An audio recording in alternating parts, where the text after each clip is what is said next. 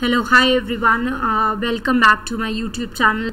Please do comment, like, share, and subscribe to my channel if you like the content. I am again up with another video of MP Judicial Services examination, where we will be discussing about all the aspects from thin to thick of how to go about preparing for the same. The examination dates are not yet out, but the notification for various vacancies is out. Like 262 is a huge number of vacancies out for the aspirants who are aspiring to be judicial officers. Let's begin. Before going into the video, I would like to introduce myself. I am Deeksha. I have been preparing for judicial services examination, and I am also a keen aspirant like you people. So let's get started with the motivational quote. If you play for the rain, you got to deal with mud too. That would mean if you wish to get success in this particular field, and becoming a judicial officer is not that easy. You have to bear all the unsuccessful years also with confidence, with that zeal, and with the same enthusiasm, though you tend to feel low because when you see you are not getting what you wanted and what you deserve, and after doing so much of preparation, after doing so much of hard work. So I would rather say that behind every successful year there are many unsuccessful years also. So let's take it positively. If we are not going through, that's okay, we will definitely win. That's the spirit. Okay, so introducing Madhya Pradesh judicial services जो है examination, वो Madhya Pradesh high court करवाता है. हम सबको पता है 3 stages में होता है. प्रिलिमिनरी स्टेज होती है, मेंस होती है, और आपकी इंटरव्यू स्टेज होती है. इन तीनों स्टेज की स्ट्रैटेजीज बिल्कुल, मैं ये नहीं कहूँगी बिल्कुल डिफरेंट होती है, मैं ये भी नहीं कहूँगी बिल्कुल सेम होती है. हाँ, लेकिन ऐसा है कि कहीं ना कहीं कुछ ना कुछ कॉमन फिक्स आउट निकल आएगा जिससे कि आप कर सकते हो. फटाफट हम एलिजिबिलिटी के बारे में बात कर लेते हैं, फिर हम आगे मूव ऑन करेंगे. Firstly, all the aspirants who belong to Hindi-speaking states, that is, you can also say like this, that North Indian people जो हैं, जो हिंदी मोस्टली बोलते हैं, जिनकी लैंग्वेज हिंदी ही है, उनके लिए एक बहुत अच्छी अपॉर्चुनिटी है. यूजुअली उन लोगों के पास बहुत कम ऑप्शंस होते हैं जिसको कि वो कर सकते हैं, जिसमें कि वो बैठ सकते हैं. कुछ स्टेट्स जो कि आप कह सकते हैं, से फॉर एग्जांपल वेस्ट बंगाल, गुजरात, जहाँ पे लोकल लैंग्वेजेस चलते हैं, उसमें दिक्कत आती है, आप नहीं बैठ सकते हो. वो लोकल लैंग्वेज का पेपर कैसे दोगे? So this is one platform where you can achieve your dream job.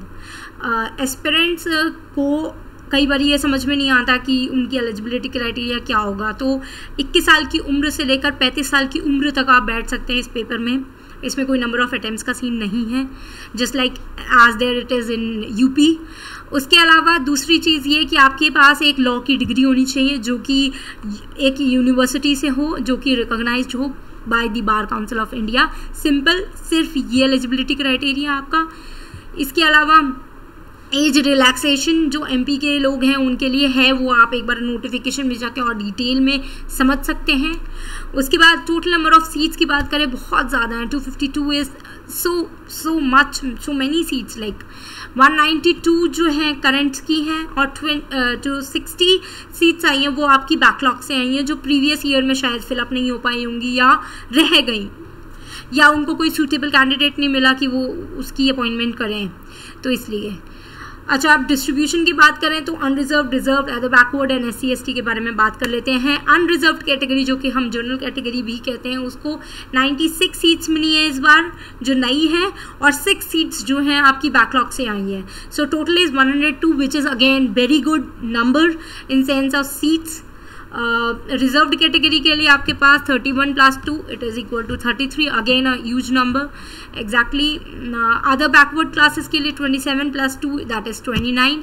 SC ST के लिए 38 + 48 + 2 48 सीट्स जो हैं वो आपकी बैकलॉग से आई हैं. 2 जो और सीट हैं वो भी बैकलॉग से आई हैं. 38 जो सीट्स हैं वो नई फ्रेश सीट्स हैं जो अब निकली हैं. उसके अलावा अगर हम इम्पॉर्टेंट डेट्स के बारे में बात करें तो कमेंसमेंट ऑफ ऑनलाइन एग्जामिनेशन होगा आपका, फॉर्म फिलिंग होगा आपका 22 सितंबर से. लास्ट डेट जो है उसकी 5 नवंबर अप्लाई करने की, नाइट 11:55 PM तक. कमेंसमेंट ऑफ करेक्शन आपकी होगी 10 नवंबर 2020 से, जो कि आपका दोपहर में 12 बजे खुलेगा विंडो. लास्ट डेट जो है आपका करेक्शन करने का वो है आपका 12 नवंबर 2020 बाय नाइट 11:55 PM। एग्जामिनेशन की डेट प्री के लिए और मेंस के लिए अभी नोटिफाइड नहीं है, वो नोटिफाई होगी। Due to the covid scenario अभी कुछ भी बैठ नहीं पा रहा है समंजस से, तो जैसे ही समंजस से बैठ जाएगा, जैसे ही ये सिचुएशन थोड़ी कंट्रोल में आएगी और चीज़ें बेटर होने लगेंगी, खुलने लगेगा, 2 अनलॉकिंग शुरू हो गई है, बट स्टिल एग्जामिनेशन नहीं कंडक्ट किया जा सकता। इस तरीके की अनलॉकिंग अभी नहीं हो सकती है, to be very honest and frank, क्योंकि ये स्टेट इंटर स्टेट से, फॉर एग्जांपल अगर कोई दिल्ली का पेपर दे रहा है MP में जाकर के, तो ऑब्वियसली उसको वहाँ जाना पड़ेगा, वहाँ रहना पड़ेगा, वहाँ रुकना पड़ेगा, तो इंटर स्टेट हो जाएगा, तो वो थोड़ा फंडा आ जाएगा, इसलिए थोड़ा सा भी टाइम है। So you have time for preparation, let me be honest, you have time for preparation. So how to go about for the preparation? सबसे पहली चीज़ तो ये करो कि लास्ट 5 से 6 साल के पेपर, 10 साल के बोलने चाहिए वैसे तो मुझे, लेकिन मैं 5 से 6 बोल रही हूँ आपको। 5 से 6 साल के पेपर उठा लो, उठा के बैठ जाओ, एक बार एनालाइज कर लो हर एक पर्टिकुलर लॉ के सब्जेक्ट में से कि कौन कौन से एस्पेक्ट्स पूछे रखे हैं, ठीक है, इंपॉर्टेंट निकल आएंगे, पेपर पे लिख लो निकाल करके। उसके बाद दूसरी चीज़ क्या करो, दूसरी चीज़ ये करो कि जो जनरल नॉलेज आती है, जो GK आती है, जो स्टैटिक वाली है, जो MP की है, वो भी एनालाइज करो। वो एनालाइज कर लोगे, आधा काम ऑलरेडी हो जाएगा, बस वही पढ़ लो। क्योंकि ऐसा नहीं होता कि एकदम ही बिल्कुल ही पेपर, हाँ ऐसा भी नहीं कह रही कि नहीं हो सकता, लेकिन ऐसा नहीं होता कि एकदम ही पेपर चेंज हो जाए, कहीं ना कहीं कुछ ना कुछ सिमिलर तो आपको मिल ही जाएगा, उस एस्पेक्ट पे रिलेट मिल जाएगा। अगर आपको एग्जैक्टली वही सेम क्वेश्चन नहीं मिलता तो उस एस्पेक्ट पे कुछ रिलेट करके मिल जाएगा। सो इट्स लाइक अगर आप प्रीवियस ईयर के क्वेश्चन पेपर देखते हो तो आप ये जो आपके 10 मार्क्स हैं उसको अंडर कंट्रोल कर लोगे। लाइक इट्स लाइक 40 मार्क्स आपके कंट्रोल में है। 40 marks is very very good number, और आपका एक मार्क्स बहुत ज़रूरी है इस वक्त। उसके बाद बेयर एक्ट को पूरा पहले पेज से आखिरी पेज तक पढ़ो। हमेशा बोलती हूँ, बार बार बोलती हूँ, वीडियोज़ में आप बार बार सुनोगे मैं यही बात बोलती हूँ कि आप प्लीज़ बेयर एक्ट को पहले पेज से आखिरी तक पढ़ो। हाँ, ये एनालाइज कर लो कि सबसे ज़्यादा इंपॉर्टेंट एस्पेक्ट कौन सा है, मेंस के हिसाब से भी आने वाला है और प्री के हिसाब से भी। जैसे इन्वेस्टिगेशन वाला पार्ट अगर आप CRPC के अंदर देखो तो वो मेंस में भी ही आएगा और प्री में तो अच्छा खासा आएगा। तो आपको इन टोटल उसको उस तरीके से प्रिपेयर करना है। तो जब आप प्रिपेयर कर रहे हो प्री के लिए तो आप उसको मेंस के साथ प्रिपेयर करो और अपने क्वेश्चन को पेज पे बुलेट पॉइंट्स लिख लो, कुछ वर्डिंग्स लिख लो, कुछ आपके जैसे नॉट विथ स्टैंडिंग, नथिंग, शैल, मे क्यों यूज़ किया गया है सेक्शंस के अंदर, आपको वो एनालाइज, उसकी इंटरप्रिटेशन करनी होती है। बेसिकली जब आप जज का एग्जाम देते हो वो ये नहीं देखता कि आपने रोट लर्निंग कितनी की है, वो ये देखता है कि आपको कॉन्सेप्ट कितना क्लियर है। अगर आप कॉन्सेप्ट को एग्जाम्पल्स के थ्रू क्लियर कर सकते हो, कुछ लोग होते हैं एग्जाम्पल के थ्रू इतना अच्छा क्लियर करते हैं तो वो एग्जाम्पल के थ्रू क्लियर करो। कुछ लोग होते हैं वो केस लॉ याद कर सकते हैं, रिमेंबर कर सकते हैं, तो वो केस लॉस के थ्रू करो। जैसे भी करना है, वो ये नहीं देखते कि आपने कितने केस लॉस लिखे हैं, वो ये नहीं देखते कि आपने कितने एग्जाम्पल्स लिखे हैं, वो बस ये देखते हैं कि आपको समझ में कितना आया है, आपने उस पर्टिकुलर एस्पेक्ट के ऊपर आपकी समझ क्या कहती है, आपकी रीजनिंग क्या कहती है, आपका लॉजिक क्या कहता है, बस। उसके बाद एक चीज़ और बहुत यूजफुल बोलना चाहूँगी कि अगर से फॉर एग्जांपल आपने CPC उठाया है तो आप एविडेंस मत उठाओ। CPC उठाया तो लिमिटेशन या SRA में से कोई एक उठाओ, क्योंकि ये हैंड इन हैंड चलता है। अब जैसे आपने CRPC उठाया, आप एविडेंस उठाओ, IPC उठाओ, ये तीनों हैंड इन हैंड चलते हैं। अब एक बात और कहना चाहूँगी कि आप लोकल अगर पहले से शुरू कर दोगे तो एंड तक आप लोकल बहुत ही अच्छा कर लोगे। 5-5-10 नंबर का लोकल आता है आपका, 5 में से अकोमोडेशन में से आएगा, 5 में से लैंड रेवेन्यू में से आएगा, 5 के 5 नंबर आपके फिक्स हो जाएंगे। हाँ, उसके लिए भी मैं एक चीज़ और कहना चाहूँगी कि आप जब प्रीवियस ईयर पेपर देख रहे हो तो आपको पता लग जाएगा कि कौन सा वाला पार्ट सबसे ज़्यादा इंपॉर्टेंट है। उसको तो बिल्कुल रट लो, मतलब रट लो इन सेंस बिल्कुल अच्छा कर लो, पक्का कर लो, जिससे कि एक भी नंबर उधर ना जाए। Next, once the subject gets over, आप जितने ज़्यादा क्वेश्चन प्रैक्टिस कर सकते हो उतने ज़्यादा क्वेश्चन प्रैक्टिस करो। आप नया सब्जेक्ट शुरू कर लेते हो फिर भी आप गो बैक करो उस पर्टिकुलर सब्जेक्ट पे जो आपका खत्म हो गया। फॉर एग्जांपल CPC खत्म हो गया, लिमिटेशन खत्म हो गया, अब आपने कहा कि मैं तो CRPC शुरू करूँगा, CRPC और IPC हैंड इन हैंड चलाऊँगा, तो अब आप CRPC IPC पढ़ोगे लेकिन अपना कुछ पॉइंट ऑफ टाइम निकालोगे जो आपने पीछे पढ़ा है वो करोगे।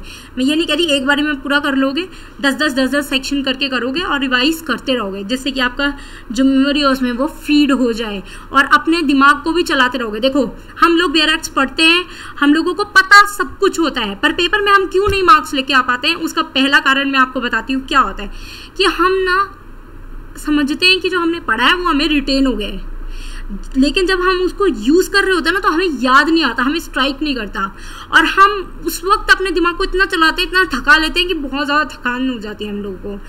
तो अगर हम इस तरीके से बीच बीच में उसको चलाते रहेंगे और बीच बीच में करते रहेंगे, कोई भी क्वेश्चन पेपर सॉल्व कर लिया, 1000 क्वेश्चन सॉल्व करना ईजी नहीं, आई नो 6 से 7 घंटे पूरे दिन बैठ के करना पड़ेगा, लेकिन जो ये चीज़ है ना, ये आपको आगे काम आएगी, ये पक्की बात है।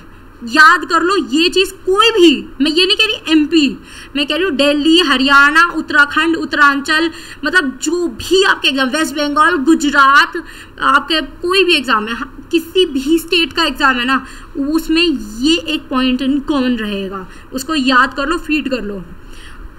उसके बाद आगे बढ़ते हैं, सिलेबस के बारे में बात करते हैं। एमपी का एक बहुत अच्छा फंडा मुझे तो सबसे अच्छा यही लगता है कि आपको ये पता है कि कितना इंपॉर्टेंट कौन सा सब्जेक्ट है, कितने क्वेश्चंस कितने नंबर के कौन से सब्जेक्ट्स में से आएंगे, तो आप उसी हिसाब से अपनी स्ट्रैटेजी को मेकआउट करते हो।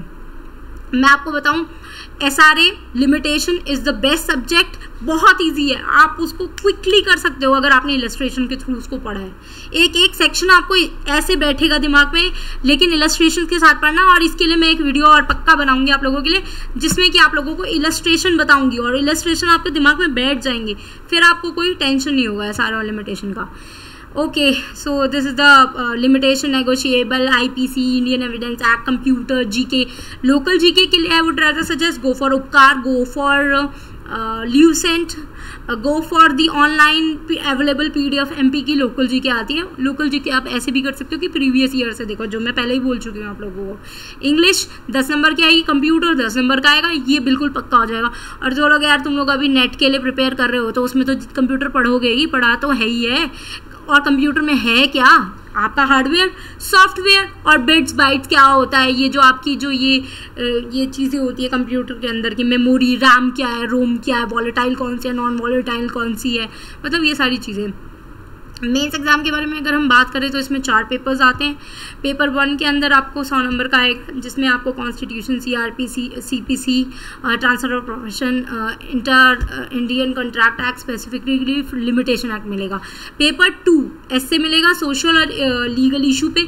सोशल इशू के लिए आप टॉपिक डालिए, गूगल आउट कीजिए कि कौन कौन से सोशल टॉपिक्स जो हैं लेटेस्ट में चल रहे हैं, लेटेस्ट में बहुत ज़्यादा इन ट्रेंड हैं, उनको निकाल लीजिए, उनके बारे में एक पेज पे बुलेट पॉइंट्स लिख लीजिए। हर रोज़ एक करेंगे तो भी हो जाएगा, आधे घंटे में हो जाएगा आपका, हर दिन आधा घंटा निकालना है इस चीज़ के लिए। उसके बाद आपका आ गया लीगल टॉपिक, आप वो लाइव लॉ की एक ऐप आती है वो डाउनलोड कर लीजिए। उसके अलावा इंडियन एक्सप्रेस का जो ओपिनियन आता है वो पढ़िए, लाइव लॉ के अंदर भी ओपिनियंस आती हैं वो भी पढ़िए। उसके बाद जब आप बात करते हैं ट्रांसलेशन की इंग्लिश हिंदी, इसके लिए मैं हमेशा आपको रिकमेंड करती हूँ कि आप डिगलट खरीदिए, बायोलिंगुअल बुक्स खरीदिए। उसमें भी मैं अब आपको एक रिकमेंडेशन और कर रही हूँ, जब आप लोकल लॉज के लिए बुक्स खरीदेंगे, MP accommodation that is MP land revenue, ये 2 खरीदेंगे लोकल लॉज की, तो डिगलट खरीदिएगा, ट्रांसलेशन में काम आएगी, ये बता रही हूँ, ट्रांसलेशन वहीं से आती है।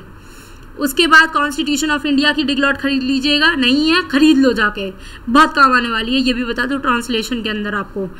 उसके बाद आपका एक पेपर आएगा दैट इज पेपर 3, उसमें आपका Indian evidence, IPC, negotiable, criminal procedure, ये सारा क्रिमिनल से बेसिकली रिलेट करेगा। उसके बाद जजमेंट राइटिंग आएगा, इस पे मैं इसमें मैं एक सीरीज वीडियो की लेके आऊँगी, जिसमें कि मैं क्रिमिनल की जजमेंट राइटिंग का पैटर्न क्या और सिविल की अलग अलग है, एक जैसा नहीं होता है, थोड़ा सा डिफरेंस है, क्या है वो मैं आपको बताऊँगी। उसके बाद framing of charges, settlement of issue, ये कैसे किया जाता है ये भी मैं आपको बहुत अच्छे से समझाऊंगी। So let me come up with all those videos separately, I won't be dealing with these aspect in detail over here, I will be coming up with the videos very soon. उसके बाद जब हम interview की बात करते हैं वो 25 ही number का होता है, तो अगर आपने पहले ही सब कुछ क्लियर कर लिया तो पक्का इंटरव्यू क्लियर है, तो आप तो जज बन गए जी। अच्छा, रिकमेंडेड बुक्स आपके लिए ये है कि 151 एसेस की ये बुक मुझे बहुत हेल्प किया था, मैंने भी पर्सनली यूज़ किया है, इसलिए मैं आपको बता रही हूँ। लेकिन सिर्फ इसी बुक पे बेस आउट नहीं करेंगे, इसके अलावा भी आप लोग जाएंगे, गूगल आउट करिए, इंपॉर्टेंट टॉपिक्स निकालिए जो कि करंट सिनेरियो में बहुत ज़रूरी है, क्वेश्चन पेपर में आ सकते हैं शॉर्ट ऐसे टाइप की लिखने के लिए, उनके बारे में तो वो ज़रूर करिएगा। मैं ये नहीं कह रही हूँ कि खाली इसी पे करिएगा। उसके बाद ये एक और किताब है उपकार की, जनरल नॉलेज और लोकल जीके है। उसके बाद हम ये सारी जो बुक्स मैंने तुम लोगों को बताई है ना, ये सारी बुक्स मैंने अपने पर्सनल एक्सपीरियंस से बताई हैं, जो मैंने खुद पढ़ी हैं। मैं ये नहीं कहती हूँ कि यही पढ़ो, मैं ये नहीं कहती हूँ कि इसके अलावा और कुछ नहीं है जो नहीं पढ़ सकते हो, बहुत कुछ है तुम लोगों को, लेकिन ये एनालाइज करना है कि एक्जैक्टली क्या पढ़ना है, क्योंकि जब हम हम बहुत कुछ पढ़ने जाते हैं ना, तो हम कुछ भी नहीं पढ़ पाते हैं। तो हमें ये एनालाइज करना है कि हमें एग्जैक्टली पढ़ना क्या है। उसके बाद 1 घंटा अपना लाइफ का 110% तुम्हें आधा घंटा ट्रांसलेशन, आधा घंटा इंग्लिश, हिंदी, एसे राइटिंग, ये वो करना ही करना है। उसके बाद आपको इंडियन एक्सप्रेस लाइव लॉ की ऐप डाउनलोड करके देख लो, उसको रखो। जैसे ही कुछ अपडेट आती है, तुम्हें कुछ ऐसा लगता है कि नया है जो पूछा जा सकता है, लीगल कनेक्ट सिनेरियो के लिए भी ज़रूरी है, इंपॉर्टेंस रखता है। आजकल तो देखो वो एक नई जजमेंट आई है आपकी डॉटर्स की इनहेरिटेंस के ऊपर, उसको देखना वो बहुत इंपॉर्टेंट है। एनजीटी क्या कर रहा है, नेशनल ग्रीन ट्रिब्यूनल एनवायरनमेंट के लिए कितना कुछ कर रहा है। वो जो लास्ट में विकास गैस प्लांट में जो लीकेज हुआ था स्ट्रिंजेंट गैस का, उसके ऊपर पूछा जा सकता है। वो एक करंट लीगल एस्पेक्ट है जो कि बहुत ज़रूरी है। एनवायरमेंटल एस्पेक्ट आजकल बहुत चल रहा है, इन ट्रेंड है, और इंडिया जो है सिग्नेटरी है, तो फिर उसका भी कहीं ना कहीं एस्पेक्ट तो बहुत ज़्यादा इंपॉर्टेंस रखता है और आ सकता है इसके ऊपर क्वेश्चन। तो बना के चलो, इस तरीके के क्वेश्चंस कहीं हैं जो लीगल न्यूज़ चल रही है। इसके अलावा मैं आप लोगों को थैंक यू कहना चाहूँगी for that love and support you all have given me, for subscribing to my channel, for listening to me, and for giving me that hope that yes, I am doing something very good for you all people. I'll try to come up with more informative and good videos so that I could be of any help to you people, to the aspiring people. I can also be mentor to some of the people maybe who do not want to go to coaching centers and get themselves register over there and then study. Maybe some of the people might be like this, I will prepare myself. So let me be your mentor, let me make you my mentor. Please ask questions, I'll be very glad and I would be responding to your questions. It might be like this, I might respond a bit delay, but then I would respond to your queries and your questions definitely. That's my promise to you. Thank you. Bye bye.